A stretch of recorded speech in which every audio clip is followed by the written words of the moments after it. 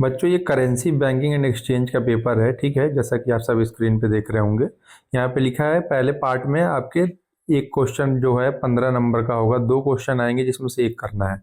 Question क्या पूछा है, discuss the various method of note issue which is the present method of note issue in India, ठीक है।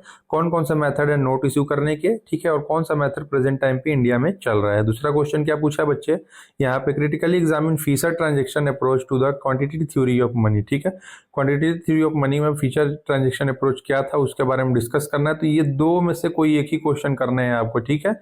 दो में से कोई एक करेंगे तो आपको 15 नंबर यहाँ पे मिलने वाला है, ठीक है ना बच्चे। दो में से कोई एक करेंगे अगर आप तो आपको यहाँ पे 15 नंबर मिलेगा। अब थर्ड क्वेश्चन की ओर बढ़ते हैं। थर्ड क्वेश्चन क्या कह रहा है, explain the meaning and significance of credit, explain the factor affecting the volume of credit in the country, ठीक है। थर्ड क्वेश्चन कितने नंबर का है यहाँ पे देख लीजिए, 20 इंटू 3 लिखा हुआ है, 20 into 3 equal to 60 number, right side में सबसे टॉप कॉर्नर पे। एक क्वेश्चन यहाँ पे 20 नंबर का होगा। टोटल इसमें 8 क्वेश्चन होंगे, आपको करने हैं सिर्फ 3 क्वेश्चन। 3 क्वेश्चन करेंगे 20-20 नंबर का होगा तो 60 नंबर हो जाएगा। और पहले पार्ट में दो क्वेश्चन है 15-15 नंबर के, एक करेंगे तो आपका 15 नंबर हो और 60 नंबर ये 75 नंबर हो जाएगा। टोटल 75 नंबर का आपका पेपर होने वाला है, ठीक है ना बच्चे। टोटल 75 नंबर का पेपर होने वाला है आपका। यहाँ पे चौथा क्वेश्चन क्या पूछ रहा है उसको भी देख लेते हैं। यहाँ पे हम लोग discuss the various method of credit control by RBI reserve bank of India, ठीक है। कौन कौन से मेथड है क्रेडिट को कंट्रोल करने के लिए जो रिजर्व बैंक ऑफ इंडिया अपनाती है उसके बारे में यहाँ पे डिस्कशन करना है। बच्चों चैनल को अभी तक सब्सक्राइब नहीं किया तो चैनल को सब्सक्राइब कर लीजिए, क्योंकि और भी ऐसी अपडेट मेरे चैनल पे आपको देखने को मिलती रहेंगी। अगला पांचवा क्वेश्चन है डिफाइंड बैंक, बैंक क्या होता है, what are the different type of bank, कितने तरह के बैंक होते हैं उसको एक्सप्लेन करना है, ठीक है बच्चे। अगला क्वेश्चन है explain the organisational structure and achievement of the State Bank of India, ठीक है।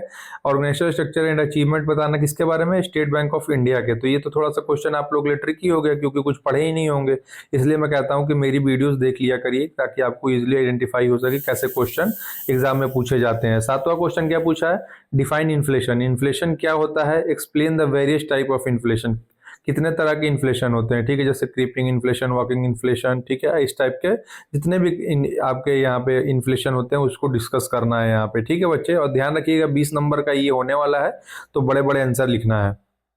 आठवां क्वेश्चन क्या पूछा है, discuss the objective and method of exchange control, ठीक है। क्या बताना है, एक्सचेंज कंट्रोल का मेथड के बारे में बताना है और उसके ऑब्जेक्टिव के बारे में यहाँ पे आपको बताना है, ठीक है बच्चे।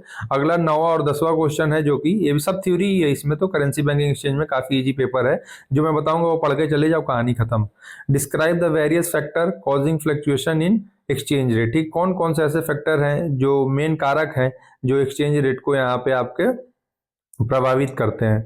10वां क्वेश्चन क्या है, right short note of any 4, इन सब में से किसी 4 के बारे में यहाँ पे आपको बताना है। यहाँ 5 दिया है, किसी 4 के बारे में बताना है। क्या बताना है, ई बैंकिंग पोस्टल बैंकिंग क्या होता है, बाई मेटलिज्म क्या होता है, लीगल टेंडर ऑफ मनी क्या है, रीजनल रूरल बैंक क्या होता है, गोल्ड करेंसी स्टैंडर्ड। अभी अगर आपको सही चीज बताऊं तो मेरे को जितने क्वेश्चन मैंने आपको यहाँ बताए सारे क्वेश्चन के आंसर मेरे को अभी पर्टिकुलर याद है, एक एक करके मैं अगर लिखने बैठूंगा तो एटलीस्ट 30+ पेजेस लिख दूंगा, ठीक है बच्चे।